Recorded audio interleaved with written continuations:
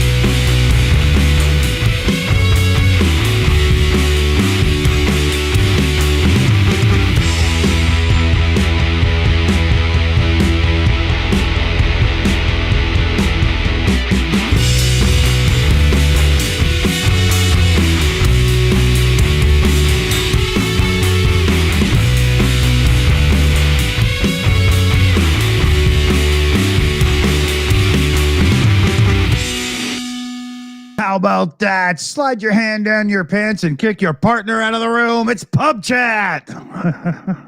How's it going? How did you know what I was doing? I was narrating, you were acting. I just figured we'd, do it that way. I was just having a good itch of me bollocks. Well, I was hoping it was a little less constructive and a little more. No, we'll leave. Well, I mean, all I can say is scratching my bollocks is a lot more fun than scratching yours. I'm not so sure I would agree, but. Yeah, what a great way to start a show. Yeah, I guess it all depends on the hand that scratches you. Mm.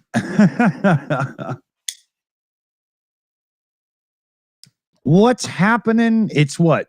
Sunday, could be even Monday, depending on where you are. What are you up to out there, everybody? Say something in the live chat and hell, maybe we'll even see it. It happens sometimes. Not very often, because it's hard to pay attention to each other and actually read it. But, watching. Yeah. So what? With my third eye. You're complaining about having a pocket full of tools. Yeah. I've been working out in the garden, erecting a shed, which is a little cupboard thing. And as usual, all the screws that come with it are crap. You have to replace them. It's like you're putting the hinges on the bloody thing, and you're putting screws in that are like, well, you wouldn't put a doll's house together with it. Yeah.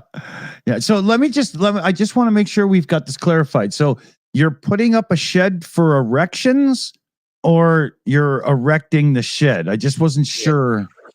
It's from my dildo collection. I'm not allowed to keep it inside anymore. Oh yeah. She's putting a stop to that, is she? Yeah. It's probably when you started naming them that it got out of control, and she was like, "Screw this." Yeah. And the funny thing is, they're all girls' names. Yeah. Apart from me butt plug, that's called Jeff.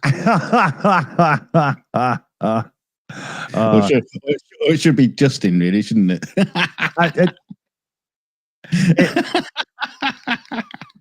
Is there anybody from your school days that's concerned now because they have that name? Yeah.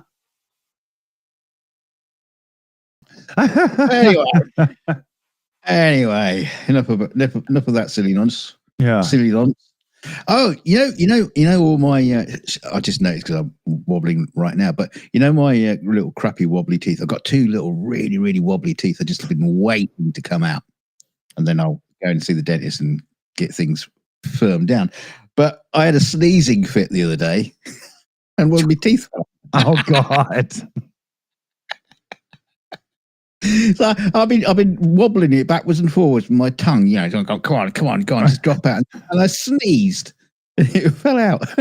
I mean, that at that point, you probably could have lost it in a marshmallow, right? That's, Good thing you didn't eat s'mores. It would have just, That's funny. Couldn't eat s'mores. She's away on holiday for a week. Wait, you put her in a box until you got the shed built? Oh dear. It's so funny though, putting that thing together. It's the usual procedure where you got like really crappy instructions and you're trying to put it together, and then you get halfway done, then you realize, oh, that panel's on backwards. Yeah. So you got to take it all apart, put it back together again. Then you get to the end and you go, oh shit, no, that's upside down. that new mixer I bought. I should get the book and just read you one of the sentences because it's just unbelievable broken Chinglish. It makes, it's like insert tip to firm top lower position and rotate earth in the counter direction. I love Chinglish. Yeah, it's hilarious. You end up just going, what the fuck? Oh, I see. Because it makes no sense, right? The funny thing is, there are people in China that can speak perfectly good English. I don't know why it happens. Yeah, they don't ever seem to get jobs writing owner's manuals for things, do they? No. No, they're too busy working for the United Nations, I suppose. Yeah, it's amazing that still happens. Even AI can't sort it out. Is that what's going on? Yeah. That's the funny thing. I mean, China is supposed to be great on the AI front now. So, a non-fella in the chat there says, "Well, they get jobs as spies." It's true. That's good. Yeah. Now Dick's got an online mixer now that's watching him and spying on him and reporting back to Beijing. Yeah. Oh, I can't. There's no way I'd be buying connected thingy-madoodles and whatchamacallits, Oh, he's made another loaf. Oh, look at that. Oh, yeah, exactly. Yeah. God, did it work good though, that mixer? Oh man, did I get some good bread out of it? Really cool. It was $79 Canadian for a proper overhead mixer. It's not huge, but awesome. Quite happy. And strangely, it doesn't advertise this in the advertisement at Walmart online where I bought it, but it has a power takeoff on the front and the back for more attachments. But they don't mention that in the advertising. I forgot, as I was going to look them up and see if you could just buy the things. I looked up another one that's sold in the same manner, and you can buy its things. So I'm hoping they're out there. That'd be a pretty cool bonus to find out. What kind of attachments? Like like a pasta and a meat grinder. That would be awesome, right? Because it's got twin power takeoffs that are built for this. It'd be really cool if they exist. I thought you meant like a circular saw and a sander.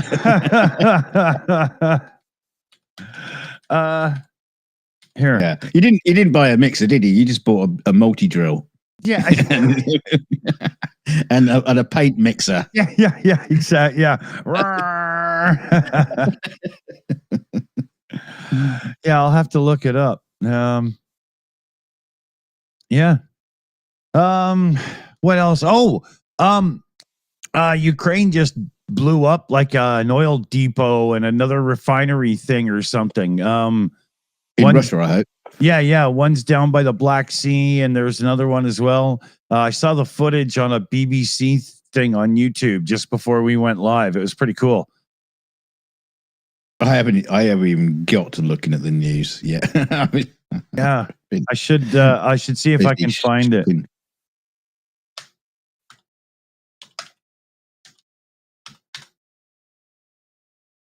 Yeah, okay, here we go. I can actually show this to you guys in just a second here. I will have to mute out the audio. I don't want to get in too much shit, right? Oh yeah, I forgot about that. Remember we showed your video on what's his nuts there? Oh, JM Truth. Yeah. You put copyright music in it, so that video got a claim. Copyright music. It's not copyright music. It's Apple free music. Yeah, well, it's Apple free, but on YouTube, those people have a ownership copyright to the original of the song. Yeah. You sure it's not my channel has given you a copyright strike by accident? No, I looked. It's some rights holder, Yeah. Yeah. That's new. That's never happened before. Yeah, if you go back and look, I bet yours has the claim too. Okay, here we go. I got the video queued up. I'm going to keep it muted. But here's people filming it because they could hear shots and drones in the air. This is Russia people filming it. And then you see the big explosion here. And that's like a big tank somewhere. And the other one was like a Black Sea oil depot. Yeah, this is that one.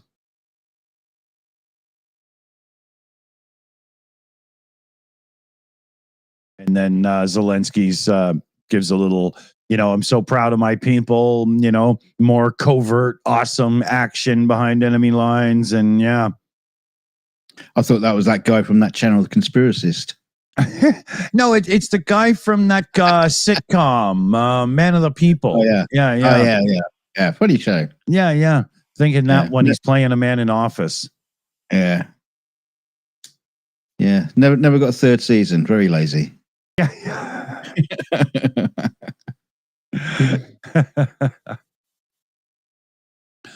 I haven't had 100% time to look up news or anything, but I did watch a little Formula One racing, the Hungarian Grand Prix today. It was awesome. If you're a racing person, watch it. If you're a racing person and you're in our Plex server, it's in the racing category. It was really good, entertaining as hell, excellent to watch. And if you need all of those things, you better go find something else to watch. Yeah. But it's fun. It's really good to watch. If you've never tried it before, it's worth a shot, just in case. I mean, it won't kill you. Every now and then it takes one of them out, though. It's pretty dangerous shit at times. Wow. Yeah. Yeah, I don't think there's many cases of people dying from watching Formula One racing. That would be pretty extreme. Yeah. Haven't had a... Unless you're watching it from the dashboard of your car. There has been spectators killed before they were bigger about fences and wheel tethers and stuff. It has happened. Famously, in the 50s, I think it was Le Mans, a Mercedes car flipped right into the crowd. Lots of people died, and Mercedes pulled out of racing for years on the spot. Yeah. Well, it's the same like air shows. When there's been disastrous air shows with planes crashing into crowds. So all that happens is they start making things safer, so they push the airplanes further away, the audience further back, and in the end, you might as just just standing there with binoculars watching a little dot in the sky. Yeah, at least with like something like Formula One, you can still get right there. It's really cool. It's not as cool as it used to be when they had the high screaming revving engines and it would just go right through the core of your body as they would scream past you. But it's... I thought you were going to say when it goes crashing into you. Yeah, no. But those were amazing. It was... It was vicious back then. Let me see here.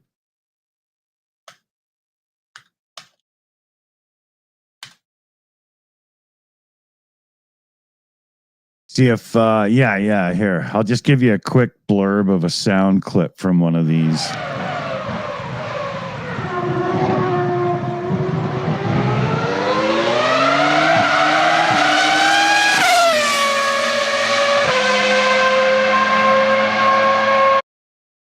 That's revving higher than a street bike, right?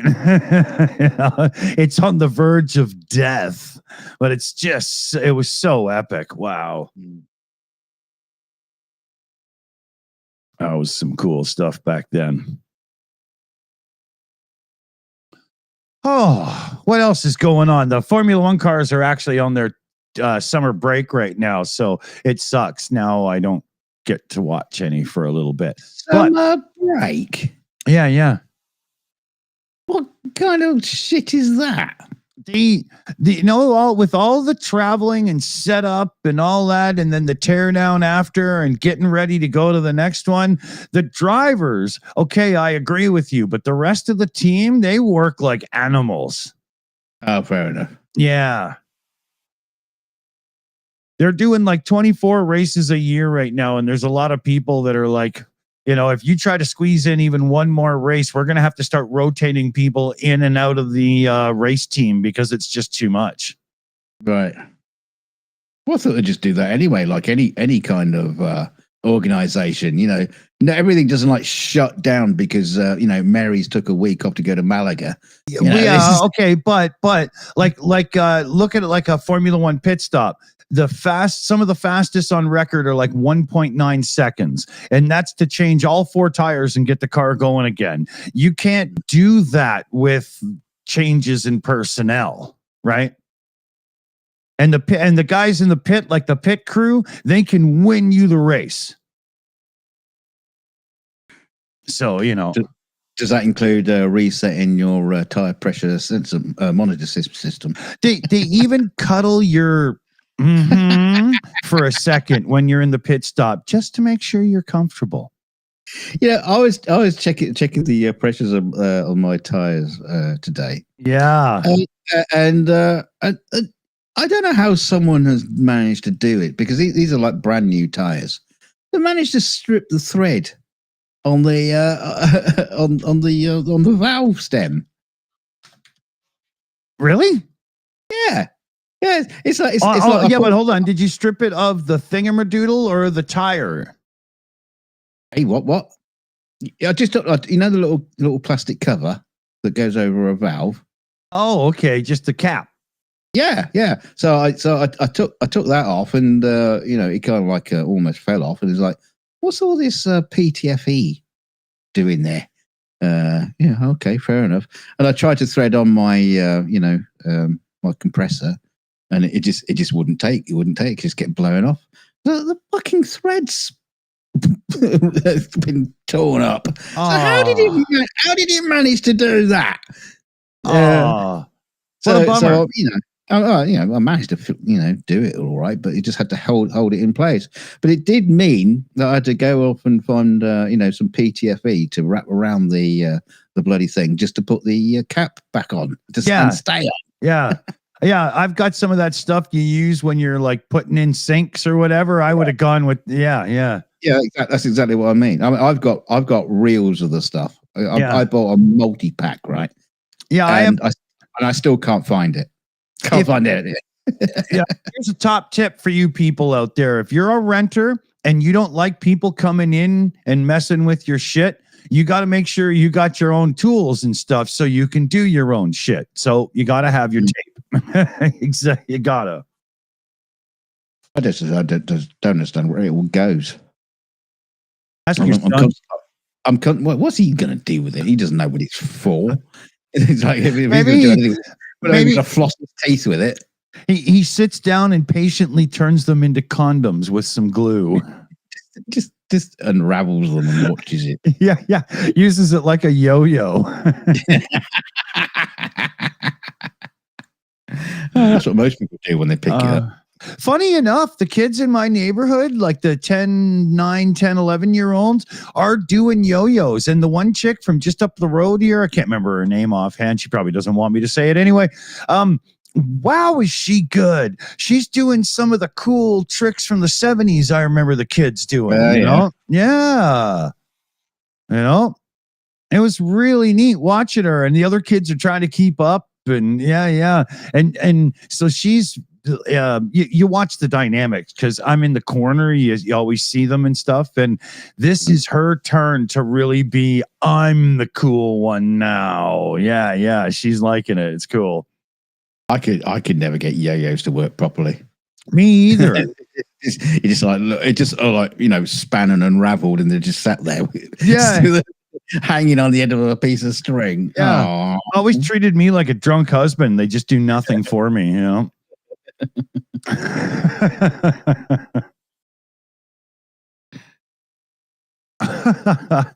Oh, gotta watch. I've been getting some soreness, and you know my back was all bad, and now I'm feeling as it's getting better. My legs and stuff were overcompensating, so I'm just trying to make sure I stay in comfortable positions so I don't get all old man locked up after. We should get you a lazy boy. Yeah, well, it would suit me, wouldn't it? You know. I said a lazy boy, not a lazy fuck. Yeah, I suppose. Felix has a cool recliner in his room, so he can just stretch out, sit back, watch a movie, and you know, not have adults bug him. That's pretty cool. Well, Felix gets all the good stuff. Yeah, you get all the shit stuff, the hand-me-downs. It turns out we've got a new guy in our town trying to do the retro game store thing. And really? Yeah. I only just saw it the other day during one of my bit of running around there. I didn't bring this up. And so I popped in quick, said, hey, and whatnot. We were talking about, I used to refurb them and whatnot too. And he looks at me and he goes, well, here, I got a freebie for you then. In the last 2 months, I've been given all a whack of Xbox Ones, the original black ones. I said, yeah. And he goes, they all need hard drive replacements because they've just all died, but that's all they need, and they're good systems. So if you know a kid that needs a game system, here. And he went and grabbed me one. He was like, take it. I'm so sick of these things. It was hilarious. So shows the kid you're going to give it to. yeah. Well, I'll order a $20 drive on Amazon when they're on sale, $25 or whatever. Stick it in there. It does its restore and it works again. And I'll give it to one of the kids. And all the mom has to do is buy a fucking controller, right? Yeah. Yeah, but they're going to go, well, Xbox One. Well, true, but if you don't even have one and mom can afford the $5 used games at the thrift store for it instead of the $35 used games or 40 ones, all of a sudden you get games and it's not really that bad. Right? That's how it'll work out. Plus, I mean, I'm talking about like a 7-year-old, right? You know. Right. Yeah, he'll be fine. Yeah. Yeah, grunge thing. Exactly. I'm just going to put like a, 256 gig SSD in there. It doesn't have to have some NAND flash or cache and all that. It doesn't have to be some badass drive, just reputable and okay. I mean, it would have been an old, spinner rust platter, right? So anything I put in there that's SSD is going to be far better. Yeah. And the last time I needed some half-ass SSD, I got one that's decently rated for one that doesn't have a proper, cache in it. And Christ, it was fine. It's in my son's Xbox One. It was a 512, So did you say to this guy in the shop, how's your YouTube channel going? Because they have to have a YouTube channel, surely. No, he doesn't. Yeah, we did talk about that for a bit. We were talking about some YouTubers, and I said, "Do you put any of your repair content and stuff up or anything?" And he said, "No, can't be bothered. I need it done as fast as possible." So at least he's getting work, right? He might actually make a go of it because we only have like 31,500 population here. And we're very much a retirement town, except for some of us, right? So interesting. I bet he's getting a lot of people that need their Nintendo Wii's fixed so they can still play Wii Sports and stuff over at the retirement center. Yeah. You fix my gramophone. Yeah. Yeah, if I should tell him, check out Tecmone if you ever need to see an old man fix something half-ass. I'm sure he knows him. Yeah.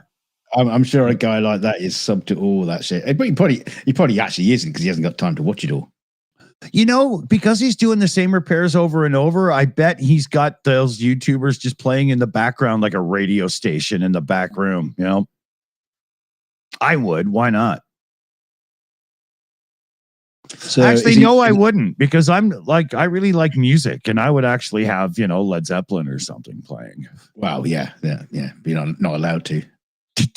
Not to the customer, but to me. Oh, I see. Yeah. I'd have to build a soundproof room to do my soldering in. Is he retro-brighting all these old black Xbox Ones?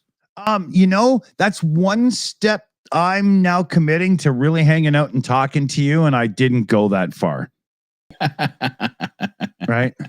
God forbid he thinks I need a friend, and I didn't want to do that, Nothing against the guy. He seemed cool. I don't need one, so.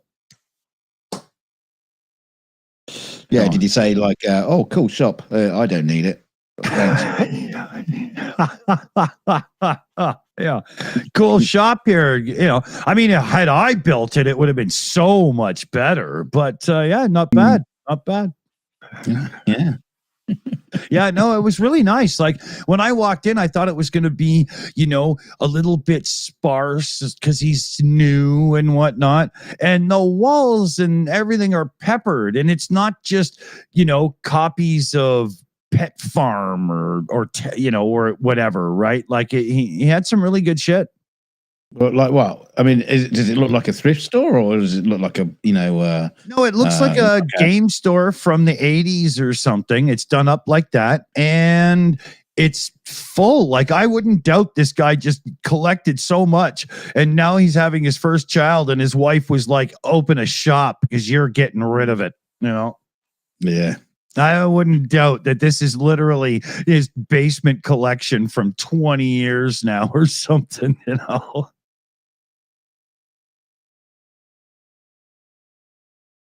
But, I applaud the effort. I hope it lasts.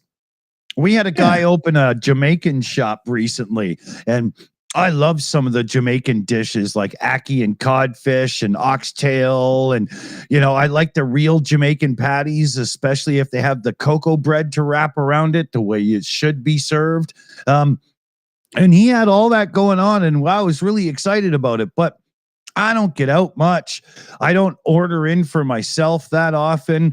Felix is not going to be having ackee and codfish and fucking oxtail and rice and whatever, right? It ain't happening. So we didn't get to go often, and I think he was gone in 6 months. Yeah, I see that a lot. I mean, you see it a lot with restaurants. So there's one I noticed down the road the other day. It was like a Friday night. Busy night, normally. And it's a Persian restaurant. Oh, with the blue curtains. I don't know about that. Yeah, there's a cat. No, it's but it was empty. Wow. It was absolutely completely empty. And you feel sorry for, I didn't feel sorry for them enough to go in and actually buy not anything. $250, sorry, but But yeah, you do feel for people like this, who put all their effort into, we're going to bring something, to Walton that nobody's ever seen before, and nobody wanted it in the first place. Yeah. Well, most of these places that open up like a new restaurant, they completely fail one of the old business rules that we were taught, like literally in high school, to make sure that we at least had some knowledge to try to get into a college or something. But The first rule was if you can't afford to run the business out of pocket with hardly any customers for the first year, you will fail.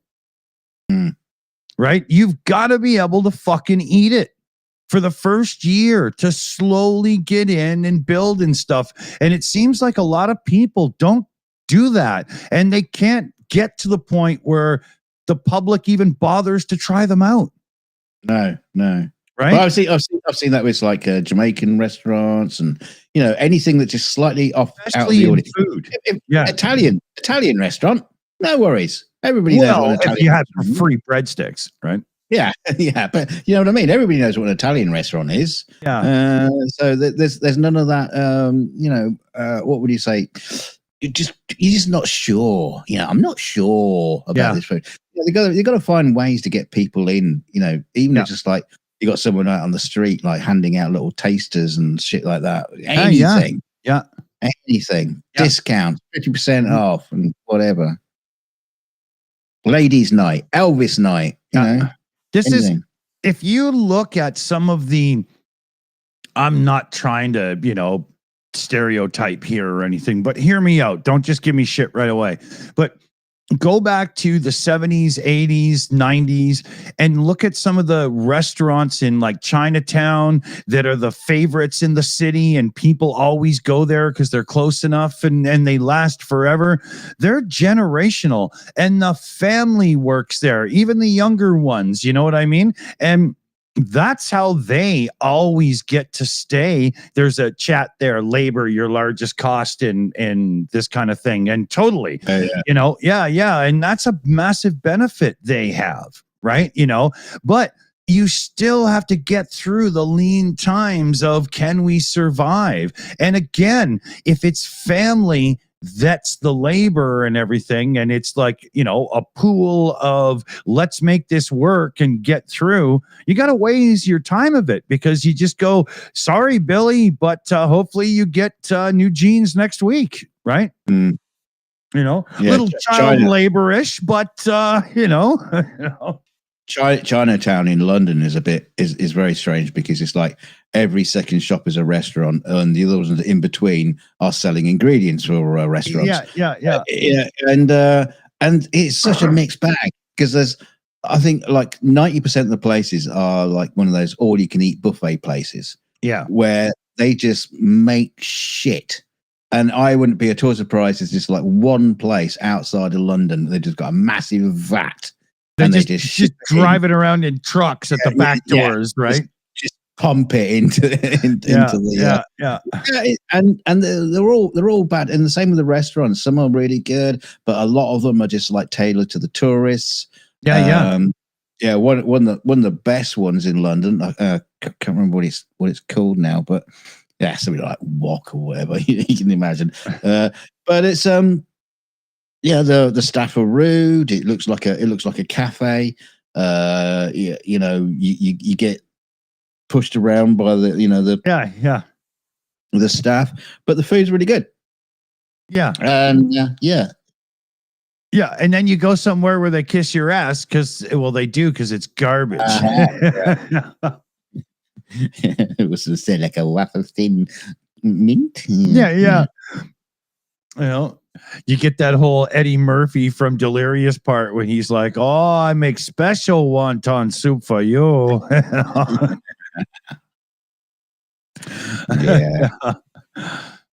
Well, there was a place. It was like 1990, 1991, right Granville Street in Vancouver, around Davie Street.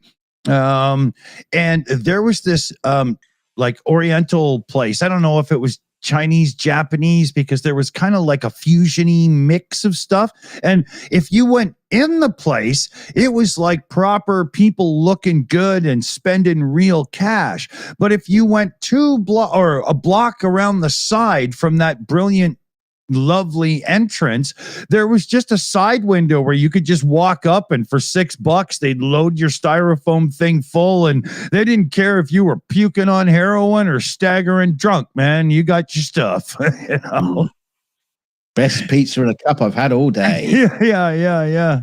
Man, they used to have a total lineup at that Wicket window when the bars would start letting out, and everybody would go there to eat and then go to the after hours clubs. Yeah, that was crazy.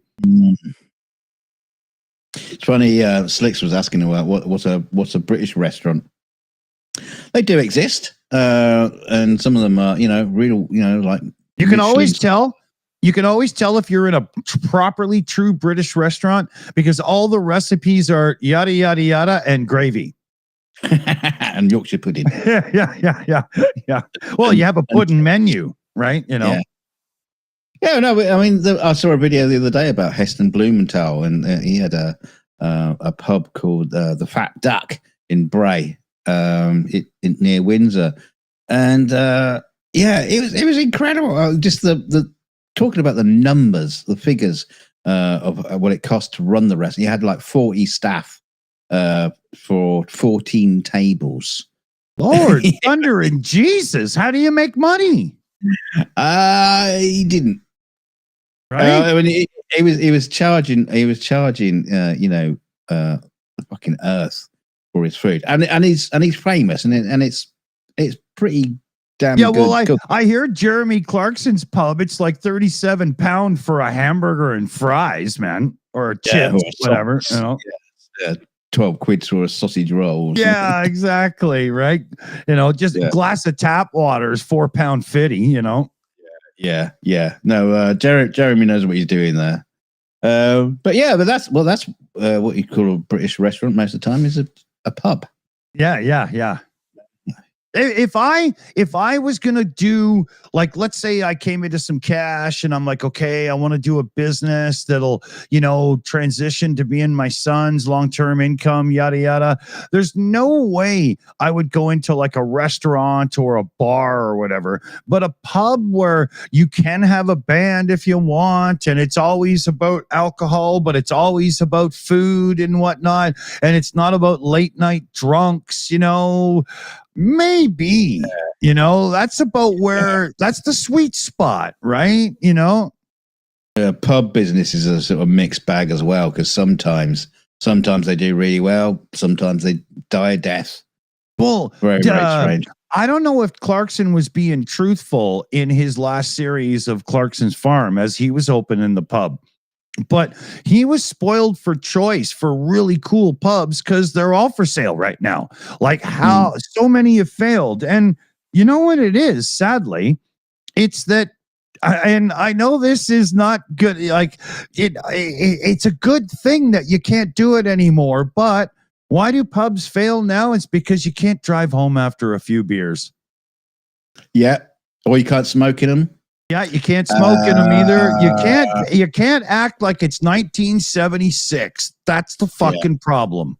Yeah, you're not allowed to have fun in them. You can't fuck in the bathroom anymore, or in the bar. Well, I mean, it's the same with cinemas as well. I mean, I think basically everybody's just got to the point where, we can have all of that at home. Well, that's another part of it, right? But like PJ said, smoking too. If you were allowed to say, "I'm sorry, but this is a smoking establishment. Don't enter if you don't want to be there," I think that place, like you couldn't have too many of them, but that would instantly give you a successful watering hole. It really would.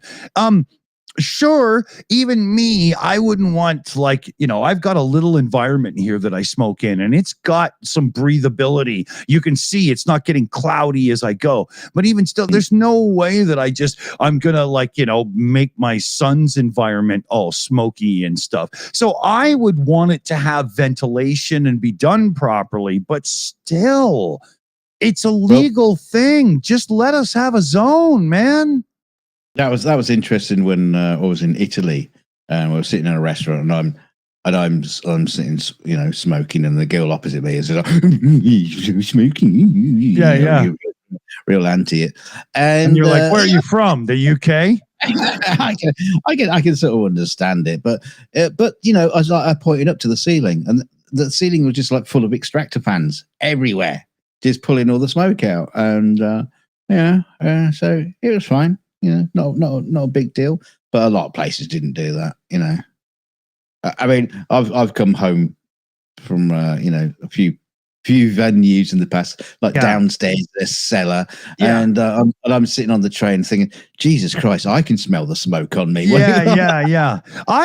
Back in the day, that was cool. I didn't mind at all because that whole slightly smoky, cool blues jazz place or whatever, or maybe you're going to see some spoken word guy that turns out to be Henry Rollins in that was like kind of cool to its own too. But I would prefer it done one step healthier these days, and it's not hard, right? It's just not, Well, that's the thing as well. They didn't actually ban smoking in pubs for the clientele. It was for the staff. Oh, it was for protection of the staff mostly. Right. We had a famous guy over here called Roy Castle who used to do all the clubs in London, up and down. Working men's clubs and stuff like that. And he ended up cancer, never smoked in his life. Right. And they reckoned it was like, secondary, what do you call it? Secondhand smoke, secondary. Yeah. I was going to say second degree. That's not, but secondhand smoke. Yeah. Second degree is either murder or black belt, but yeah. I mean, there was absolutely no evidence of this whatsoever, but that's what everybody ran with, and it led to smoking being banned in pubs, which is, there was kind of uproar. Yeah, people tutted up and down the nation. We in Canada, they did it really screwed up, especially in a couple of provinces. At the time, I was in the Maritimes, so I know the Prince Edward Island side of the story. A friend of mine actually owned 2 pubs and a couple of bars and a nightclub. He was a cool old dude. I've talked about him before, but anyway. So what they did was they said, okay, look, you can have smoking on your patio, but if you want to have smoking indoors, you're going to have a complete glassed off second section, and it has to be ventilated and whatnot. So all these people spent all this money to make that happen. And within like 27 months, they said, no, you know what? No smoking inside. And they were all like, fuck you. You know how much that cost? Yeah. I remember that sort of time as well, where they were just trying to come up with a fix. And here's the thing. All of the people who voted to make it so that smoking can't be in these places, they don't even go to those places. They're just part of that war against anybody who wants to be a smoker. And I get it. Maybe you lost somebody in family and stuff and so on, but we lose a lot of people in a lot of ways. And I don't think you really have to dedicate your life to trying to make mine more difficult. I mean, the smell of a diesel truck going by is worse than it is when I walk past you. Come on. Right. Well, when I was working at a college years and years ago, I was working as like a AV technician type thing, and a nerd. we had the room about the size of a small toilet. That was full of all our Betamax, recorders and stuff like that. And the guy that ran it, a real old codger. I mean, obviously smoking was not allowed on the college premises. Smoking's not allowed in school. but he fuck that, and he had a massive ashtray, and he just sat in his chair spouting his knowledge, doing fuck all day, just chain smoking. But the worst thing about it is, I mean, there was a young kid working in that very, very tight space, and he was always complaining about it.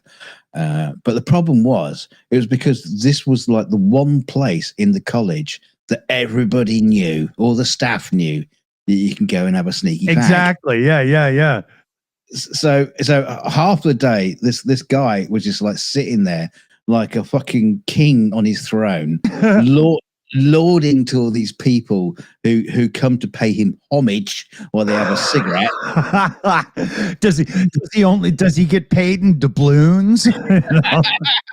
So he was literally doing fuck all day, apart from just chatting to people and having cigarettes. Yeah. And quite often, they offer him one while they smoke theirs in this tiny room. Right. But anyway, this and of course I was smoking as well, but yeah. But this old codger, he had to go away for some medical stuff. He was away for quite a while, and I put the foot down. I said, "That's it. No more smoking in this room." And yeah, everybody said, "But you're a smoker." Yeah, I know, but it's wrong. Apart from anything else, well, how much film of tobacco have we got on the Betamax recorder? I was just gonna say, this is the wrong room to do this in, actually, right? You know? Yeah. Why are we constantly cleaning the heads of these video recorders back in the day when you could? Yeah. Why are we constantly cleaning the heads? And all this kind of shit. And of course, that caused a right riff amongst people in the college, because I stopped the smoking here, and then there came the day when the old codger came back. Oh, hold on. That's Iron Maiden. Then came the day when the codger came back. I was thinking more the cat came back. Okay, yeah. I went for Bruce Dickinson, man. So he turned up. And he goes, "Where's me fucking ashtray?" No smoking in here anymore. What do you mean there's no more smoking in here anymore? Who decided that? He says, I did, and we did, and the college, regulations decided that. And wow, he had a fucking fit over it. Did he retire? Actually, that's exactly what happened. Yeah, because he was trying to smoke, so I kept hiding his fags, hiding his lighter, hiding the ashtray, all this kind of stuff, anything to stop him, and no one was coming to talk to him in smoking anymore. So that part of his job was gone. Oh yeah, so that's like Bob at the copier in Saturday Night Live. It's Bob making copies. Okay. Somebody in the chat will know that one. And then they put him at the coffee maker, and he was like, "Oh, here's Cheryl getting coffee." I think it was Rob Schneider. But anyway, go ahead. Okay, whatever, mate. But yeah, no, that was exactly what happened. He just got so fed up with it. He just like, well, fuck it, I'm retiring then. What do you mean retiring? You weren't doing anything anyway. Yeah. If I can't smoke, I don't have a job. Yeah. So that was the first time I made somebody retire. That's funny as hell. Mm-hmm. I remember back when I was younger in school, anytime you went by the teacher's lounge, if the door opened and closed, it was just a fucking cloud of smoke. Man. Yeah. I remember back at primary school. What was his name? It was Mr. Wayne. It was his name. Big, jolly, bearded guy. He used to walk around the playground smoking a pipe. Yeah. I think I remember a teacher that used to clean out his pipe and bang it on his ring into an ashtray in his drawer and pack it at the end of class, because he was the class before recess and he would be off to smoke his pipe, right? I'm sure, because my dad used to like a pipe too, and he'd do that ring tap thing, Yeah. Oh, Grunge Thing says, why isn't there a join emoji? I think, you know what? We're allowed to have like some custom emoji. We'll have to get one. But what would it look like? It would just like a tampon. Yeah, but on fire. Like a tampon. Yeah. I mean, the tampon, I get, it's kind of already a Popeye cigarette, but you have to have the puff of smoke, right? Yeah, fair enough. What do we got? Tampon smoking, you're doing it wrong. Yeah. I'm not really that wasn't made for smoking, That's when she's confused and she's probably not going to call you back. Yeah, time-wise, I'm good. So I've been rolling a joint in the background here. I'm going to finish doing it.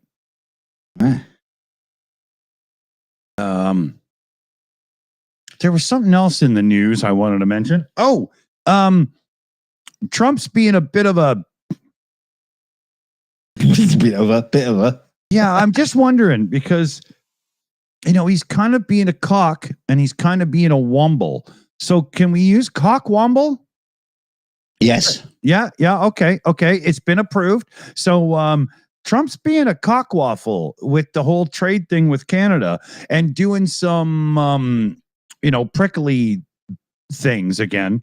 And our hard right, so half of Alberta and those dumb enough to follow them, and some of a bit of Ontario and Quebec, they are grabbing onto this hard to try to make Carney look like he's weak and he can't do the job of fighting back against Trump.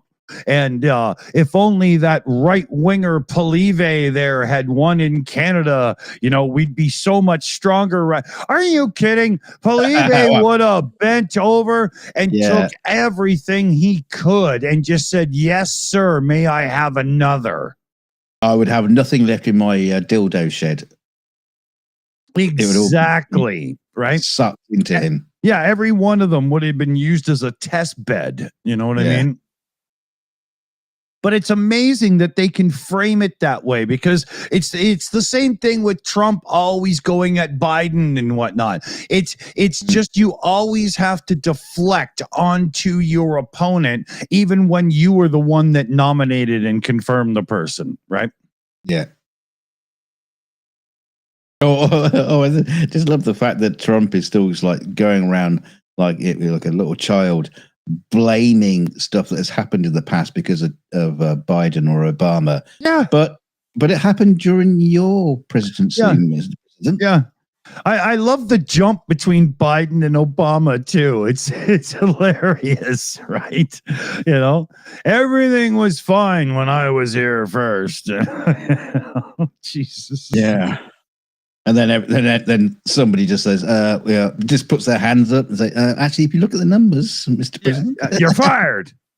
Oh, shit! No, don't look at the don't look at the numbers. Don't look at the numbers. Yeah. But sir, I didn't generate them. I just got the ticker tape from the computer. Fired. Fire the computer. Exactly. Who made that computer? Well, we used chips from Intel and NVIDIA. Bury the companies.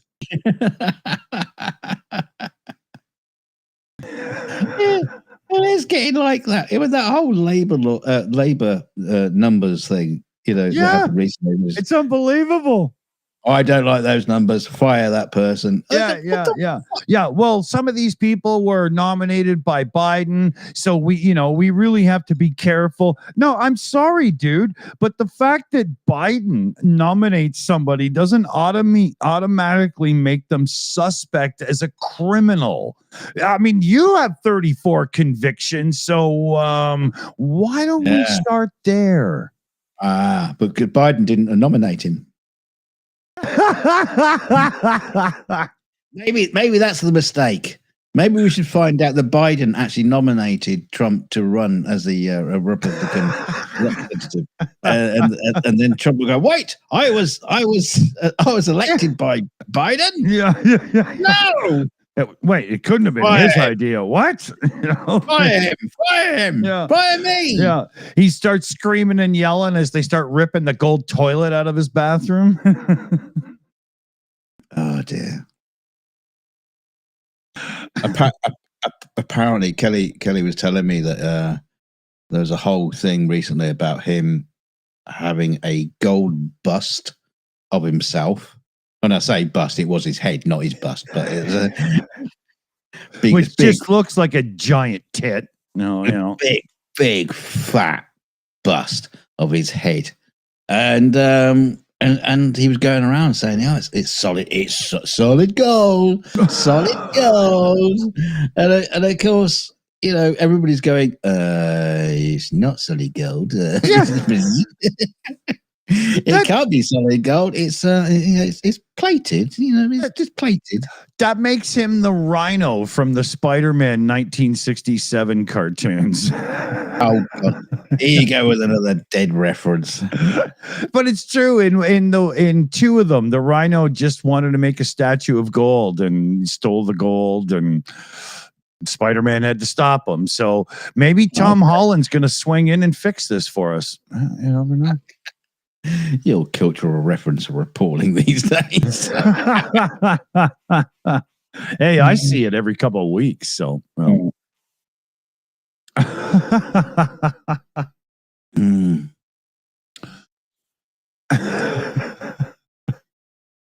I do have to watch time tonight. I do have to make my son's supper. I do not just want to order. He's already had pizza night on Saturday, right? We don't need to do even more processed, So I'll do food tonight. I've got some good stuff out. Yeah, almost ready. Hey, bread and fishes. Yeah. Well, speaking of that, though, I'm gonna be pound caking and corn loafing, and then I thought to myself, all these things that I have to whisk, and it, I know I sound like a bit of a wimp here, but I got that fibromyalgia, and that thing's gonna do all that stuff for me. It's gonna, I can't wait. I'm gonna be making more batters, and yeah. Speaking of which, I got the air fryer. I was totally ready to get rid of the deep fryer, the little deep fryer I got, and it was about to go.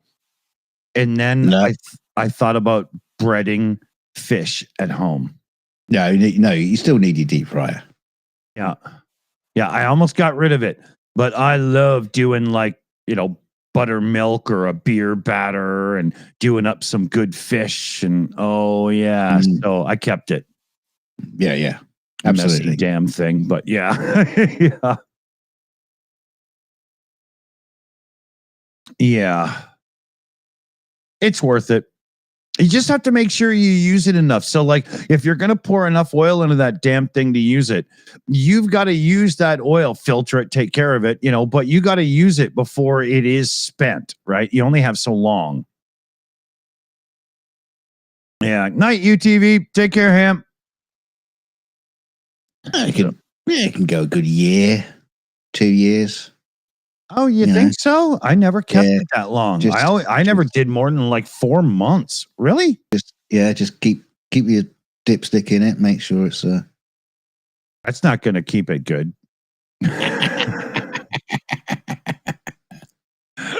No, but what do you mean? I know. I never look at the oil and think, oh, that oil's bad. I go, shit, that oil is brown. It's obviously taking off a lot of coke off the the pistons inside the inside the fryer. I don't worry until the borescope gets me upset, right? Yeah, no. If it's dirty and sludgy, change it. But I'm not running sea foam through my fryer, Make it last longer. Get rid of the carbon. So they say. Yeah. But yeah. Yeah, I guess there's I got to look this up because there's got to be a way to know, right? Just go by looks. It looks nice. It looks all right. Guess. Because normally what happens is, you fry oil, if it's got lots of particulates and stuff, that all just sinks to the bottom, and you just end up with a big slurry. I have those washable coffee filters. I have one of those, and I have 2 jars, and I just put back and forth and put them in the dishwasher, right? Yeah, right. Yeah, that way it always stays nice and clear. I just, I get a little paranoid because I don't want to just go upstairs to find my son puking his guts out because I just poisoned him, right, making fries or something, right? I don't think you can get food poisoning from frying in oil because the temperature of that oil, it must be, that's going to cure COVID inside that oil. Nothing's going to survive. Oh, you hear that, flat earthers? You want to cure COVID? Drink hot oil. There you go. Yeah, there you go. There you go. Yeah. Yeah, I guess so. I just get paranoid, Mm. Yeah. And I figure, like, to be honest, it's not a big fryer. I don't use that much. 4 months or whatever. Fuck, good enough, right? Yeah, that's fair enough. I mean, oil's got, oil's gone up in price. I'm not talking about like fucking barrels of oil from Kuwait. But it is, oil has gone through. Come on. You haven't lived until you've deep fried chicken in crude. I use only the finest extra virgin olive oil. Not that I can afford it anymore. Yeah. I find for some things, olive oil isn't truly the best oil to cook in because it seems to have a slightly lower temperature and you can actually just screw it up. Yeah, I guess so. Yeah, another thing, I don't know if you guys noticed this where you live, but margarine has gone up in price since and with COVID to a point of insanity where when you factor out the price, it's hardly any more expensive to buy butter. So I don't think we can get margarine anymore. I think that's like a 70s product. Yeah, we still get it. We have a bunch of them. And for a while, you could get a 500-gram tub. So the same as a stick of butter, you know what I mean? The little block you get, right? Same weight. And a margarine one of an average quality, not one of the good ones, would be like $2, but the butter would be $5.50. Well, the butter is still $5, $5.50, but the margarine is now $4.50. And so I buy one of each because there's times when I need a butter-like substance, but I'm not going to taste the difference. And then there's times when butter is going to make a big difference, so I use the damn real stuff. You not use things like can't believe it's not butter or utterly butterly. Or we have that product, and it is revolting. At least the Canadian version, it's terrible. Well, it's not so bad over here. I mean, for me, it's as hard as butter when it's in the fridge. But it just kind of tastes like canola oil, really. I know it's not just, but you know what I mean. Yeah. Baysell is a higher end quality product in Canada, but still pales in comparison to real butter if you're just going to melt it on broccoli or something, right? Ooh, broccoli, listen to him. Ooh. I just bought a new steamer. I was at the store.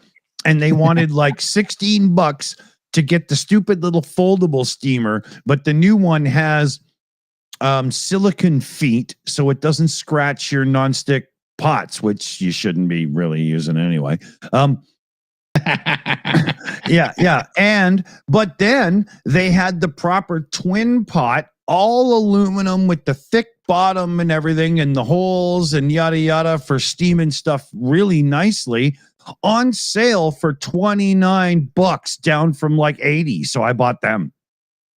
Way, way better. Awesome. But I've bought a few kitchen accessories recently, and I don't have a big kitchen. So I'm kind of, that's kind of it, right? Yeah, you're getting a bit cookie. You're getting a bit chefy. I'm so sick of processed garbage crap where you go and you spend like $9 on some pre-made pizza, and it's so vile compared to the 14 you would have spent on getting a delivery pizza. But I know I could just make some really good dough and get some ingredients and make a fantastic pizza. And I've kind of had it, and I'm properly reverting, and I'm going grandma, and I'm making shit, man. You know, Oh, he's gonna be growing a herb garden next. Yeah. If I had a herb garden, but yeah. You know, I actually can't do that. I don't quite have the space, townhouse, right? So you don't have a lot of rights to the property, you know. You just do one of those dangly out the window herb garden jobbies. At this point, I dangle my son out the window when he's misbehaving, so he'd probably end up eating the oregano. What are you, Michael Jackson? No, he's not in diapers. Fuck, you know. I saw a video of that the other day. I'd completely forgot he did that. Yeah, the man fucking bastard. I know that was weird, man. Do the whole Pride Rock thing by dangling the baby over the balcony. Yeah, that was weird, man. I remember hearing people gasp. You know, and,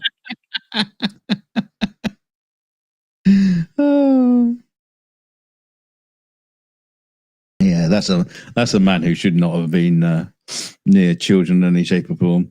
Yeah, when he started doing the whole Neverland, Never Whatever ranch there, and it was all like just a little train and a fairground and everything, people should have said, "Yeah, no, we're not doing this." Okay, it's like the fucking child catcher from Chitty Chitty Bang Bang at that point. Come on, my lovelies. Yeah. Fucking weirdo. What was it? At this point, we're supposed to say, but Macaulay says he was never touched. So, you know, it's like the story of was it Hansel and Gretel with the witch and the gingerbread house and all that kind of stuff. Yeah. I mean, we grew up being told these stories. That was a German sex story. I think you watched a different tape. But it's so funny that we're taught all these, like, I say nursery rhymes, but it's not, is it? It's it's like a fantasy fable sort of thing. They're little horror stories, man. You know. Yeah, but it's like the wolf and eating grandma and all that kind. They're all basically. I'm sure he did. they're all about watching out for dirty old men, basically. Yeah. It's basically if you look at the Epstein list, it's got the wolf, it's got the witch, who's got the gingerbread house. Yeah, they're all on Epstein's list. Yeah, the moral of the story is back then, if you had a pretty daughter, you didn't let her out of your sight until she was 35. Well, no, but you told her a story about fucking people getting lost in the woods. Yeah, wolves that love to seduce and eat pussy. Hold on. Just tell it to me straight, Dad. Don't tell me this weird fucking story. Dear. Yeah, what do you call them? I'm trying to think of the name of those kind of stories, those like fables. It's called pornographic. There's a special name for it, not that one. Yeah. Yeah, those are the nursery rhymes. Yeah, they're not nursery rhymes. No. They're the Brothers Grimm stories that were mutated and sold to us as Disney, right? Yeah, there's Brothers Grimm, and there was the other guy, the Dutch guy. Can't remember his name either. Santa Claus. No, they did a movie about it. Santa Claus had a wooden shoe, giving gifts to me and you. This is not a good time of night for my memory to actually start working. I can see it all in my head, but I just can't name the name of it. Or the guy. Oh dear. Never mind. Let's move on. Let's talk about World War II. I can remember that. World War II. Is that the one with the nerd in the Darth Vader mask in the carnival thing?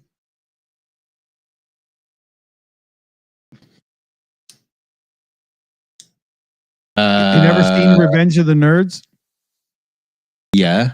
The ending of Revenge of the Nerds, if you I watch remember it now, is so fucked up it's not funny, because he pretends to be the girl's boyfriend in some mask. He totally fucks her and then takes the mask off, and she's like, "Oh, well, you're a great lay, so I don't mind." Oh, wow. That's how it goes. It's not truly at the ending, but that's how he wins the girl. So yeah, the moral of the story is rape them till they like it. Oh, dude. How honestly, I mean, seriously. Hold on. Here, I got to give that. I mean, well, that's basically what they're saying, isn't it? Yeah, exactly. It's so fucked up. It's so, you know. No, so you do not clip that. You do not clip that, what I just said. I'm just pointing out the ridiculousness of the movie. Yeah, exactly.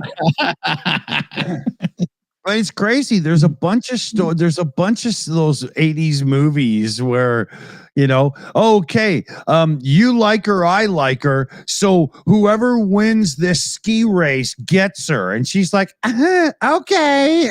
It's just ridiculous, man. Oh, yeah. You know, but then there's a few like Fast Times at Ridgemount High, and you can watch that now, and you can probably put people from your high school into the characters' roles, even though it's a little bit old now, and go, yep. There's a few that got it right. Yeah, those people still exist. Mm-hmm. That's the thing. Yeah, basically, things haven't changed. Yeah. There's always that Spicoli stoner. There's always that overachieving jock fuck, you know, and yeah, you know. Yeah, same as Breakfast Club. Yeah. Just with less dancing.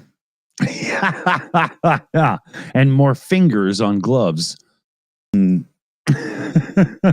Although Breakfast Club did that thing that I always hated.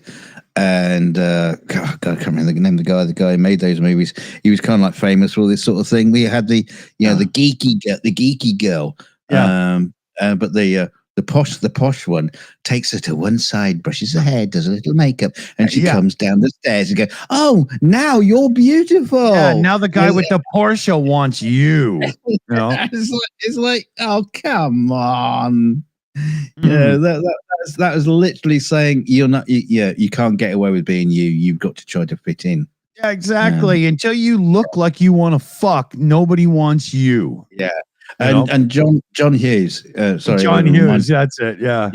I was reminded of the chat, but he did that. He did a lot in his teenage movies. Yeah, but he wasn't actually wrong in how it works, because every nerd that had a little nerd girlfriend still rubbed his little hammerhead to the cheerleader once in a while. It's how it goes, right? Yeah. No, true enough. Yeah. You know, it's hilarious, but life was really different back then. Like in the 80s, people told racist jokes, but they had no racist in them. They just still hadn't quite figured out that it's not that funny, actually. Oh, well, it is now. Yeah. Because the thing is if you're a white suburban kid in 1982, it's easy to tell some racist jokes because there's nobody to really tell them to you back. Right. But as you get a little older and you start, you know, hearing and finding out that you're not actually, you know, all that and whatnot, you did look back, like for like myself, born in 1970. By the time 1990 hits, I'm fully aware that a lot of the stuff that I thought was funny and so on and whatnot was actually a little shitty to people, even though I did not mean to be, you know? Yeah. I think certainly in my case, literally just mixed with people of other races. Just they weren't there. Oh yeah. So you saw it on the telly. You know, people making all these racist jokes, and you just accepted that's the norm. That's okay. That's fine. And you could say it to their face if you saw them, because that's what they were doing. Yeah. You know, hello, Mr. Nick Nog. How's it going? Yeah, All yeah. kind of There was a Canadian TV show, Bizarre, from the 80s when I was still just like a young teen. You know, I might have even been like 10 or 11 or whatever it was. And they would have all kinds of harsh racist humor on the show, but it would be an Irish guy and a black guy having Irish black jokes back and forth. And then they'd walk off the set as friends. Right. And so even then, like the humor was great. I loved it. And I didn't see any problem because the people portraying it didn't seem to have a problem. But you get a little older and you tell that joke in public and somebody goes, "You're a fucking asshole." You know? At least I learned that before I was like, you know, old enough to earn a living. So, you know, but yeah. You know, but still, there's a time and a place when if you're obviously just making a joke, can't it just be funny a little bit again? Like, you know, if somebody who's not racist is using the stereotype to show how some hard MAGA Republican is just a fucking homophobic asshole, I think it's still valid then. Yeah, I think it's still valid if, you know, under the right circumstances. You know, I think there's a lot of comedians that will just say a joke's a joke, and you know, and if you're offended, I don't care. Yeah. I mean, if you say, you know, JD Vance, it's unfortunate because he hasn't been the same since that day he had to help his father out of his bra after a hard day at work. You know, I don't think that's actually offensive to anybody but JD Vance. Well, it certainly wasn't racist. You can try hard. Yeah. And I mean, if there's ever a homophobe that's poking fun at, it's got to be JD Vance. So you can say, like, I think that should be okay. Right. You know? There was that funny gag on The Onion recently where they were talking about the White House as being fitted with trans monitors and sensors. And there was a false alarm given off because JD Vance walked into the room and he gave a false reading. Oh, that's funny. Yeah, because the funny thing is about that is not against the trans community. It's against Trump's utter hatred of everybody, and and everything he wants to do against them. So it's poking fun at him, not the trans community. Exactly. And the JD Vance thing is just a throwaway gag. Yeah. You know, when I make a joke about JD Vance fucking a couch, it's not because I hate couches, right? You know, no, just the gay, just gay couches. Yeah, ones that are willing to bend over and take it. You're a homophobic. No, but you see what I mean? It's just ridiculous. It's just stupid. Then, right? Same thing. You know? Yeah. You know? Yeah.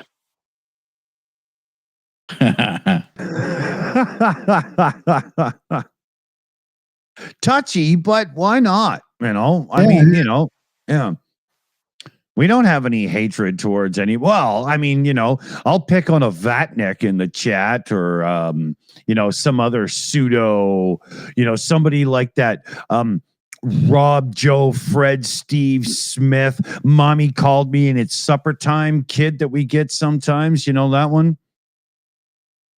Yeah. Well, I mean, let's be honest. There's plenty of people I hate. I'll write a list. Most of them live under your own roof. Most of them sit in my chair. Hey, that's me. Yeah. No, I mean, obviously, you know, goes without saying, Trump, number one. Yeah. Absolutely number one worldwide. Actually, I'd put Putin in number one. No, I wouldn't even put Putin at number one. I'd put Trump. I'd put Trump ahead of him. Yeah, because Trump could have been better, and Trump could have fixed Putin, but no, he had to.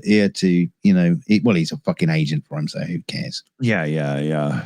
He's too busy catching sperm samples for Putin right now. At least you know where Putin is coming from. You know what I mean? You know, it's like the corner of the room where there's no windows. Look, he threatened to invade Ukraine, and he did invade Ukraine. You know, Trump is like, oh, terrorists, no terrorists, lots of terrorists. You're fired. Don't like you. You're out. I'm changing to. I don't like democracy. I'm getting rid of that. That's cancelled. And by the way, you don't have to vote anymore because you think there's gonna be midterms. You wait, fuckers. That's not gonna happen. He's trying to redraw the battle lines for voting and stuff in the background. It's unbelievable. Yeah, it's unbelievable. And he sent up for a rig. Yeah. And there's a growing concern in the media that the Democrats are not providing a true unified voice point of attack. It's some people are saying, some people aren't, some in blah, blah. And you know what? I got to say that I think that's a credible critique at this point because it's scattered, it's shattered, it's all over the shot. And without MSNBC and a few and so on, always, and it's a fractured message. I got to say, I agree. Well, I think Kamala Harris the other night on Colbert, she proved it. She left a void. She basically said that she's not going back into politics because it's broken. The system is broken. Yeah. She says, I'm still going to fight. Well, you're not really, are you? Because you fight what? Your husband over meatloaf night versus pizza? Well, no, she's just going to write another book. I'm going to fight for profit. But she was saying, because I think Stephen Colbert was asking her, who's in charge of the Democrats, and she went into this like wishy-washy kind of thing. Well, we don't need anybody to be in charge. It's bullshit. You fucking do. They need a centerpiece like Trump is to MAGA right now. 3 weeks ago, 2 months ago, you get the idea. Yeah, absolutely. They need someone. They need someone there right now. Do you think it's because they can't pick anybody? I think between them, there's a desire to make sure they beat the Republicans in the primaries and try to take the power back. But I also think between them, there's a little bit too much infighting. Answer me this, American viewers, because I always hear the two-party system works, and yet we have center-left, center-right. We have left, right, hard right. And you know what I mean? We have a bunch. Doesn't that tell us in and of itself that the two-party system doesn't actually work? And if the Democrats were truly about a unified thing and not maybe some me and everybody's wondering who's going to get up the next leg of their career and stuff, wouldn't there already be some kind of champion? And like I just see this disheveled, there's no cohesion. Yeah. And, well, Kamala on her campaign trail, she really made America feel, not enough of it, but she really made America feel that she was on the course for the best of intentions for all Americans. Mm-hmm. Without that voice, she just kept fucking on doing that and lied that she didn't want to do. But I'll say. Okay, let me finish. It just seems to me that everybody else in the Democratic Party is just out for themselves. They don't care. Same as any Republicans. They're just out for themselves. They don't care. Bernie Sanders seems to be out against the Republicans. Yeah. But still, with his power and voice right now, everybody knows he's not the guy. So why haven't they gotten a hold of people like him and gone, you know what? We've got somebody who we think, and so on. And it's just, you know what I mean? Well, again with Bernie Sanders, he did all those speeches, all those rallies with, doing it. with Casio. Yeah. And they get popular. A lot of people are there, shouting and cheering. Yeah. And Bernie's laying it straight to them, and they're going, yes, you're right. And then at the end of it, there's no direction. Well, there's no like it just says like fight back, and it's like what you just wanted to demonstrate? Is that it? But there's also no path over. They're not countering, I would say, the Republican message in a way that will ever make one of the Republicans think, because it's so you're following a liar and stuff. And I think, the message has to be a bit more, a lot of you voted on this. Well, how's it working? And I think there needs to be a bit more, but there also needs to be a rally cry in there. And that's when I find there's a real void. Massive void. So it's not even a void. It's not even a void. It's just non-existent. Yeah, and we only have X amount of time until the ramp up to the primaries, and Mandani or whatever is the only one on the Republican side that got any steam other than Bernie and co recently, and he is feared by a lot of the Democrats who aren't really that liberal, but they're Democrats, right? So he's not going to be any focal point. There's concerns about his performance in New York. There is the senator.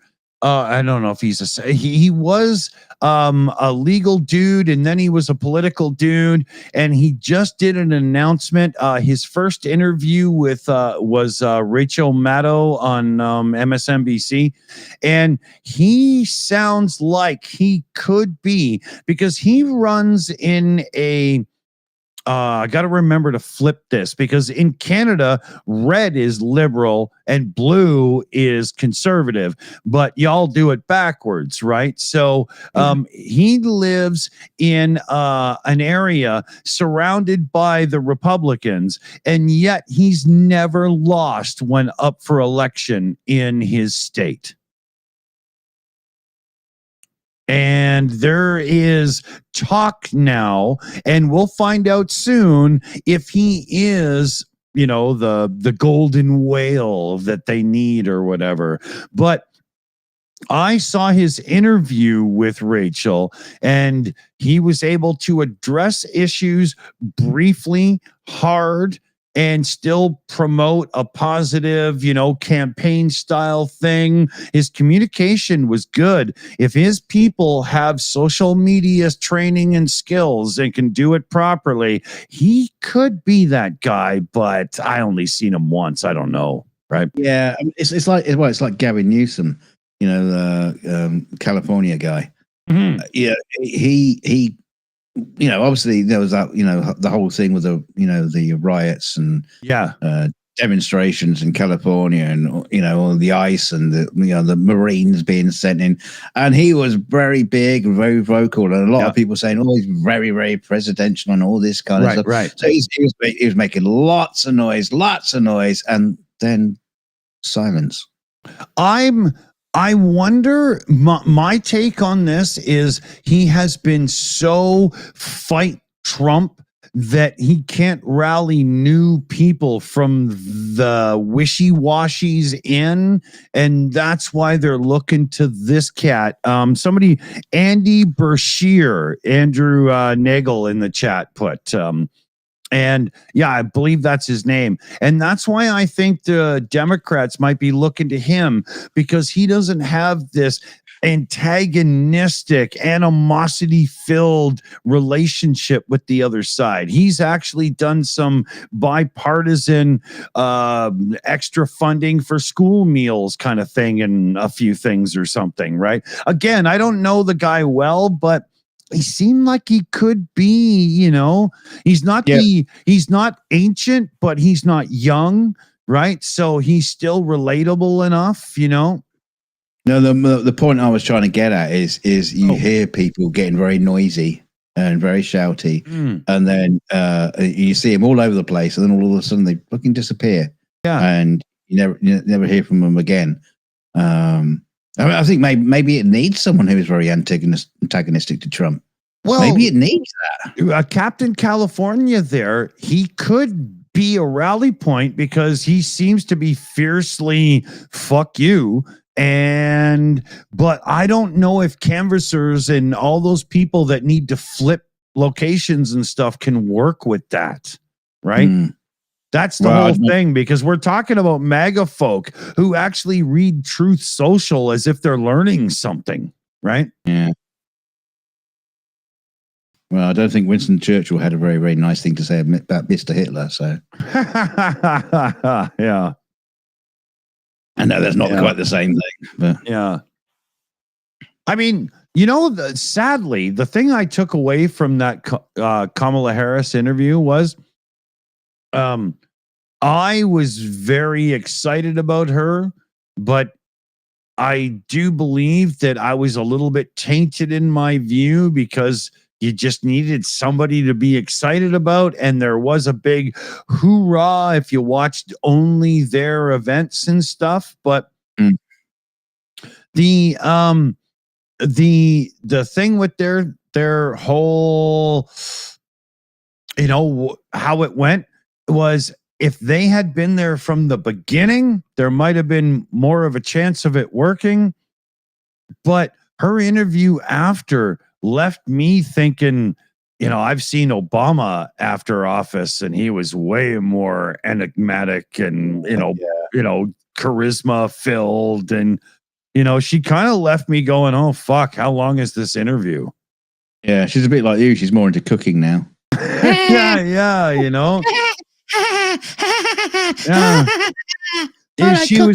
she did a lot of waffing and just wouldn't really and I was just a little, Oh, she did the Kirsty Gnome thing. Yeah, Christy Gnome. Yeah, read my book.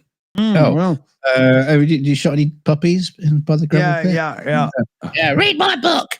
Good, funny. Christy Gnome just put out a video where it was supposed to be something important, but it was her riding a horse, and you're literally thinking the whole time, if that horse two steps even once, it's a bottle of glue.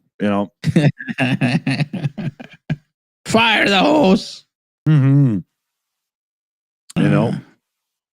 But yeah. So I personally believe in this day and age, especially with the a lot of the message coming from and through social media, you need to be able to hit your message quick and fast. You can't do the Schumer 27-minute thing and expect anybody under the age of 35 to ever listen and give a shit. And if the other side just does quick little hits and they've got to figure out how to it was Adam Schiff. Adam Schiff. Yeah. He's smart, but he's dull as he puts out YouTube videos, and they're almost like clickbaity. And you click on it, and 2 minutes later, he's like a 45-year-old paid job. There's just no sparkle,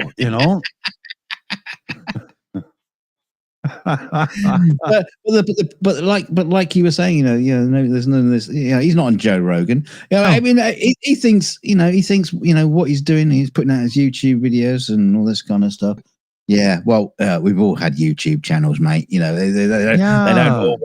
Oh, you got 35 viewers too. Well done. You got a like. Yeah. Yeah. Brie Larson went from hundreds of thousands of views on the first video to drop from sponsorship inside of like 14, right? You know. Well, she wasn't running for president. Well, president of Marvel, but it didn't work out.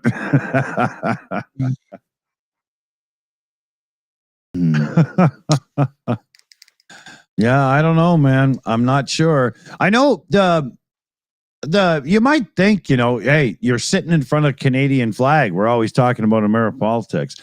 We're a certain percentage in time behind America, always up here. So as this MAGA shit grows and infects and gets right into the core, we're seeing it more and more up here, and it's freaking me out. Yeah. Also, it's like, I hear about British politics and stuff like that. Yeah. I'm not taking a massive interest in it because, unfortunately, the president of the United States is, in this case, is the most important person in the world. Usually, imagine if Kamala actually got voted in. There'd be nothing amazing happen. Yeah. It just wouldn't have all turned to shit. That's all what would happen. There'd have been no amazing advances or in politics. Everything would have just trudged along. Yeah, right? Yeah, but at least it would have trudged along. Now the problem is now we got this arsehole in, and he's tearing the world apart. Yeah, and it's affecting everybody. I do believe Ukraine would be in a better place right now in this battle, although I don't think it would be solved because the Democrats wouldn't have had the balls to just go enough. And Trump said he'd solve it on day one. That got him some votes right there. And, he couldn't solve an orgasm for an ex-wife, let alone a current one in one day. Yeah, he's sort of like had the balls, but they were teeny tiny and useless. Yeah. Well, his whole image of the big man and you're fired from that Apprentice show is all bullshit, scripted, made up. And his record in business is being bailed out from shitty ideas once, twice, 3 times a lady, Yeah. Yeah. I mean, I wonder what it's like being his ego. Yeah. Because it just must be so protected. It must be like, covered in cotton wool and bubble wrap and everything, because it seems like he has no regard of what he does, what's going on in the rest of the world. It's just like the jobs numbers. He's we know that's rigged. That's not right. We know better. So, we have to get people in there we trust. Donald, those things are spit out of a computer, and the person just looked and went, holy fuck, and gave you the sheet, But no, it's got to be somebody because, there's no way that I could. It's unbelievable. It's the same attitude of the QAnon believer. But he has a reality inside of his head that doesn't match actual reality. The distortion field is strong with this one. Yeah. Like when he was blabbing on about the Epstein files, you do not need to read the Epstein files, do the whole like Jedi mind trick sort of thing on everybody. You do not need to read them. Oh, by the way, Bill Clinton's in the Epstein files. He's on the client list a lot more than me. Oh, no, I'm saying I'm on the list. But he's on the list. But hang on a minute. I thought you said there wasn't a list. Yeah, I know. And the files don't exist. Oh no. But if there was a list, yeah. It's so bad. It never these aliens. Yeah, the Magites never even flinched during this. How can it be that somebody can listen to all that fodder and still go, yeah, I trust the plan? Some people say there may be an Epstein list, and if so, yeah, you're clot-worthy. You're narrating Ancient Aliens right now. Exactly. It's got to that fucking point now. Totally, man. Totally. It's ridiculous. Yeah. Better luck hunting Sasquatch. More results. It makes a better TV show. I mean, they might as well. They might as well make a TV show based on this and just make shit up. Yeah.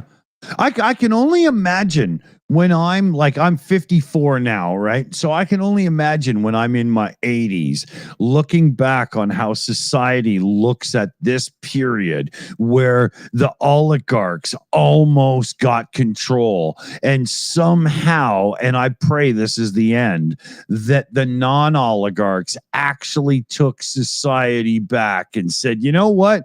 We don't mind rich people, but, take your foot off my back, motherfucker.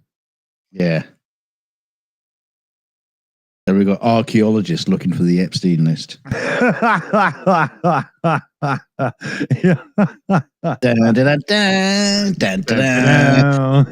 Jones and the Epstein files. Oh, yeah. Even better, we can get Mulder and Scully on it. The Epstein files. I want to believe. Yeah.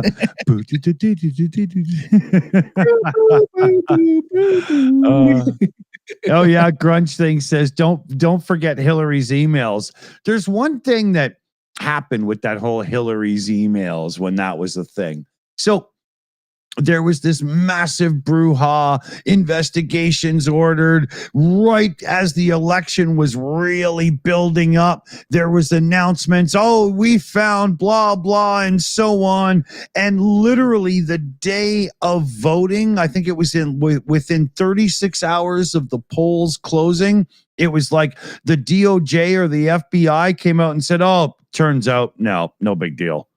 Yeah, nothing there. Yeah, like that's not fucking voter manipulation, and I couldn't believe it, man. Because even Trump still mentions it now, though. Today, he'll still saying it. Yeah, he never mentions the part how it was like, thrown in the fucking waste bin right before the votes were coming in.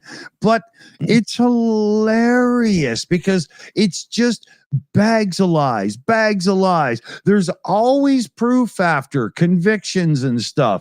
And yet all these Magites just live and breathe not on any truth, but by listening to the podcasters and media persona that feed into their whole Dunning-Kruger of, I told you I was right.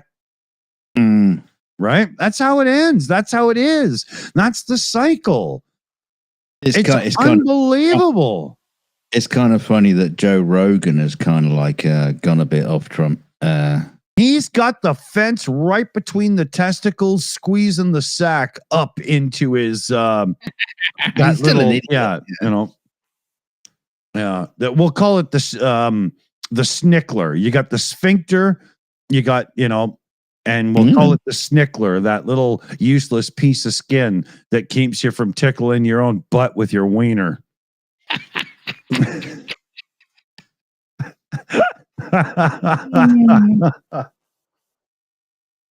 I can tell you're not a medical person. Not so much.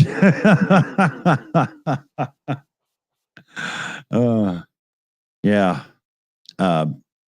Well, I know biology, but just how to work certain bits. Otherwise, Yeah.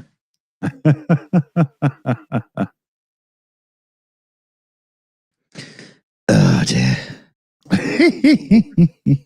Bloody Trump. Yeah. So let's see here. We're coming up. It's 1:42 live. I do have to sort Felix's supper out. Oh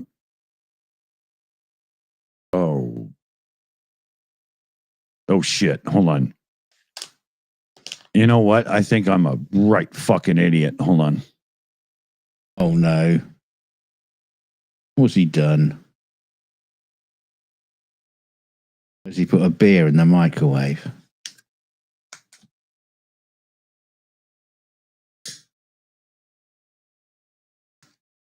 Shit. I forgot to take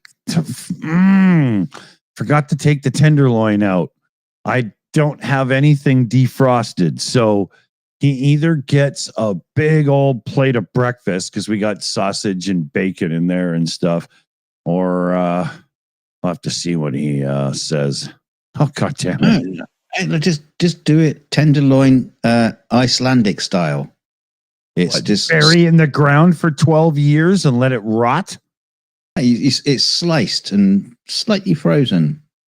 No, he'd flip out. I can't do that. He might take a big breakfast because I got sausage, bacon, eggs. We got fresh homemade bread. There you go. There you go. Yeah, I got some. Yeah, I got some cubed potatoes. We could, frozen things. We could do home fries and stuff. Maybe that's the. When you say cubed potatoes, I imagine you cut them cubed. They didn't turn up cubed. Well, you can buy them cubed here in the frozen bag, right? Oh, I see. They get cubed potatoes. Yeah. And then that way they're good for home fries. I can throw them in the air fryer quick. Maybe I'll do that. I don't want to order, I want to get them something better. And I don't think any of that involves processed garbage, right? Well, the sausages, maybe, there's a little processing there, but what are you going to do? There's a lot of processing in the sausage. Yeah, but you can't get a sausage without, you know what I mean? Like, that's kind of the cost of sausage, right? It's kind of funny that when you have people that like the real foodies go, well, I only get my sausages from the butchers. It's still processed stuff, just chopped up and put into a fucking condom. It's still processed. Yeah, exactly. And there's spicing and stuff and all of that. Like, we get good sausage too, but what we do is we get patty sausages. So I give them one patty and some bacon and the whole bit. And then that way it is basically all real food, but he loves sausage, What are you going to do? Make him do a gay Super chat Matt in the chat says, what does he have with what drink does he have with pizza? That could be a big glass of water, smaller glass of milk, sometimes a Fruitopia. He finally likes an actual drink that's not just water and milk. But fucking McDonald's, I swear to God, you people are assholes. Same with you, Fruitopia. Felix's favorite is orange Fruitopia, and I can't just buy it at the store. It's only available at the fast food fucking places. But orange has got to be like the most common flavor of a drink. That's why they do it. That's why they do it. But he doesn't mind the fruit punch and the strawberry one and stuff, so I can get those. Yeah. I wish I found places where I can get like the Fruitopia syrup, and then I'd have to have like a thingy to mix it, and do it right. Or I'd have to measure it out every time, But where am I going to put some big bag? Like it's ridiculous. It's, it's meant for restaurants, Mm-hmm. It sucks. I wish they'd just sell it. But, what are you going to do? Oh, yeah. What am I going to do? It's almost supper time. Guess I better do. Yeah. Well, we'll better tidy ourselves up and get ourselves out here then. Yeah.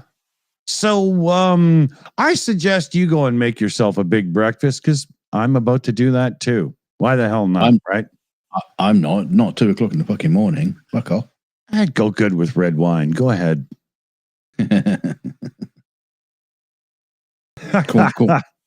Cornflakes and red wine. Oh, yeah. I could do that. No, I couldn't do that. Let's thank the team here. We got Mexi Girl on the Shills account. We got Shayna Caldwell, PJ CNET, Liam Wakefield, Jose C, Super Chat Matt. So all hail the team. Oh, hell, the team. Yeah, because they did something good. They showed up. Exactly. Which is almost more than you could say for me. Yeah. And I don't know. Do you want to say something clever and I'll hit a button? Oh, let's just say something clever. Well, well, the world's gone to shit, and all you've got is us to keep you on the right side of the shit, even though it all stinks and it's right up to your nose. So, we'll see you on the shows next time, where we try to keep you floating above all the crap that's in the in the world at the minute, and just keep your chin up. Just keep your chin up until your face gets blown up by a nuclear bomb, which is going to happen very, very soon. So don't worry too much about it, and don't worry about your pension plan and all that kind of stuff. You ain't gonna need it, and don't worry about the midterms because they're never gonna fucking happen. You're an idiot if you think that's gonna happen. You never have to vote again. So yeah. All hail King Trump. There you go. And I'd just like to say